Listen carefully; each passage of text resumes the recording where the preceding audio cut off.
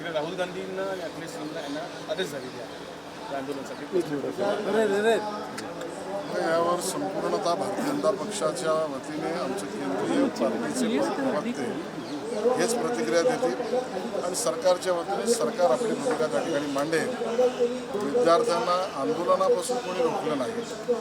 विद्यार्थ्यांचा जो मूळ प्रश्न आहे, परीक्षा योग्य, निष्पक्ष आणि पारदर्शी झाल्या पाहिजे, त्यामध्ये तंत्रज्ञान आणि अन्य व्यवस्था उभा करून मुलांना त्यांच्या असलेल्या परीक्षांमधल्या अडीअडचणी दूर केल्या पाहिजेत.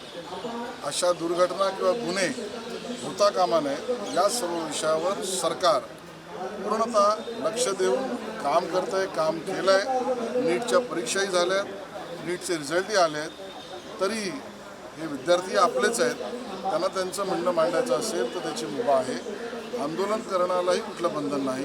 पण व्यवस्था विध्वंसक कोणी होऊ नये आणि व्यवस्था विध्वंसक कोणी झालं तर त्याच्यावर कायदा जो आहे तो आपलं काम करतो. उद्धव ठाकरे स्वतः निघालेले दिल्लीला रवाना झाले काही त्या आंदोलनात सहभागी होते. कोणी कोणाच्या आंदोलनात जावं हा ज्याचा त्याचा प्रश्न आहे. कोणी कोणाला समर्थन द्यावं आहे त्यांची भूमिका आहे. पण या आंदोलनामधून राजकीय पोळी भाजण्याचं काम काही लोक करतायत, हा पूर्ण देश त्या ठिकाणी पाहतो. सर, राज ठाकरे असं म्हणतात, आता थोड्या वेळापूर्वी त्यांनी समाज माध्यमात ट्विट केलेलं आहे की धर्मेंद्र प्रधान कोण लागून गेलेले आहेत. मणिपूरमध्ये जेव्हा झालं त्यांना बीरेन सिंग यांना अभय दिलं गेलं होतं. आता धर्मेंद्र प्रधान आहेत त्यांना अभय दिलं जाते. याच्यावर काय सरकार आपली भूमिका संसदेत मांडेल. या विषयावर आंदोलन करते, ज्या मुद्द्यासाठी आंदोलन करत आहे त्या मुद्द्यावर सरकार काम करत आहे, केलं आहे, यापुढेही करेल. त्यानंतर सुद्धा ज्यांना राजकीय पोळी भाजायची आहे त्यांनी जरूर भाजावी. पण आम्ही सरकार म्हणून या विषयाला गांभीर्याने घेतो आणि सहानुभूतीपूर्वक या विषयाच्या बाबतीमध्ये तोडगा काढतो. आहे त्या आंदोलनामध्ये अनेक स्टुडंट्स आहेत, त्यांना अरेस्ट केले, ताब्यात घेतलं होतं, कालही घेतलं, आजही ताब्यात घेतलं. त्याच्याने ते तरुण वर्ग नाराज झालेला आहे. आम्ही सर्वांची मागणी सरकारने ऐकली पाहिजे. सरकार ऐकतं, याच भूमिकेचा आहे. आपली मागणी मांडण्याचे अधिकार प्रत्येकाला आहे. व्यवस्थेतला अडचण किंवा व्यवस्थांमध्ये विध्वंसकता या गोष्टी टाळल्या पाहिजे, नाहीतर कायदा आपलं काम करतो. ठाकरे स्वतः आंदोलन सहभागी झाले होते. यावर मी ऑलरेडी उत्तर दिलेलंच आहे. सर, आज हिंदी में आज के कार्यक्रम में आप प्रवीण दरेकर जी के और प्रकाश दरेकर जी के आप कार्यक्रम सिलाई मशीन पे आए, शुभ रुश्ते से आपके उद्घाटन किया, इस पर क्या बोलना चाहिए?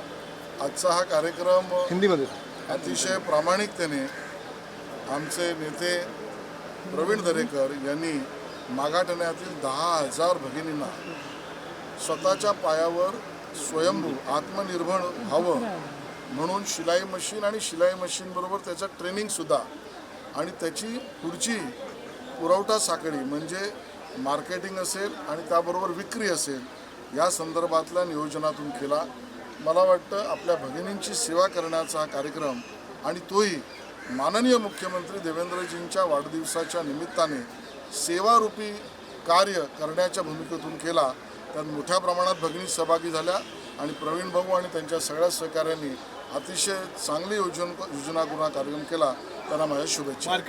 आज मैं यहाँ पर बताना चाहता हूँ कि हमारे नेता प्रवीण दरेकर जी, इन्होंने हमारी बहनों को आत्मनिर्भर और खुद के परिवार को स्वयं चला सके इस प्रकार की सहायता राशि निर्माण करे.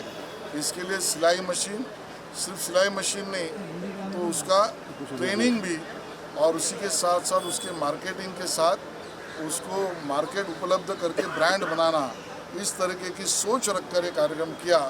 10,000 बहनों को ये सिलाई मशीन और आत्मनिर्भर बनाने का एक कार्यक्रम, वो भी हमारे लाडले मुख्यमंत्री देवेंद्र जी के जन्मदिन के उपलक्ष्य में सेवा रूपी तोहफा उन्होंने दिया है, काम किया है. मैं उनका और उनके सभी सहकारियों का बहुत अभिनंदन. नरेंद्र मोदी घर के बाहर राहुल गांधी ने प्रोटेस्ट किया, उसको लेकर क्या कहना है? इसके ऊपर भारतीय जनता पार्टी का केंद्रीय नेतृत्व और प्रवक्ता अपनी प्रतिक्रिया देगा और सरकार की तरफ से सरकार अपना जो भूमिका है वो संसद में रखेगी. सर, 23 तारीख से लेकर 6 अगस्त तक 144 लागू किया गया, उसमें क्या कहना है? कानून व्यवस्था रहना चाहिए, ये सबकी जिम्मेदारी है. मेरी भी जिम्मेदारी है, आंदोलकों की भी जिम्मेदारी है, पुलिस व्यवस्था की भी जिम्मेदारी है. उसके तहत जो कानूनन संवैधानिक है वो चीज़ें पुलिस कर रही है.